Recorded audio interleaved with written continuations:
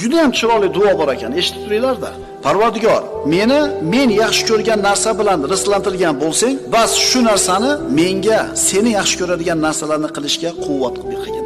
Zo'r gap tarqalib qoldi oralarimizda. Mana dedi, palon paytda mana qilganimizda moncha pulimizga kuyuvdik deydi-da, aytadiki, albatta buni ham hikmati bo'lsa kerak deb qo'yapti, bolalar. E'tibor beryapsizlarmi? Albatta buni ham hikmati bor deb qo'yapti. Pulga kuydi, 20 ming, 30 ming dollarga kuydi. Lekin nima deyapti? Buni bir hikmati bor deyapti-da, xotirjam. Mana kecha ukamiz bilan mashinasida ketar, shuni aytayapti. Bir fura narsam deyapti, yo'qolib ketdi. Olgan odam o'lib ketdi deyapti. Bolalarga borsam tanolmayapti deyapti. Deyapti-da, aytayaptiki, buni ham bir hikmati bo'lsa kerak deb qo'yapti. Birodarlar, ustimizda turgan kun Alloh bizga taqdir qilgan kun. Sabr qilsangiz ham shu kunda turibsiz. Jazobaga tushsangiz ham shu kunda turibsiz. Keling birodar, haqiqiy mo'min bo'laylik. Al-Akram, o'ta karamli Robbimiz shu kunni bizga beribdimi? Demak, shu kun yaxshi ekan, chunki Robbimiz Al-Akram, karamli zot. Inson ustiga qanday kun kelmasin, Alloh unga nimani taqdir qilgan bo'lmasin, albatta buni orqasida hikmat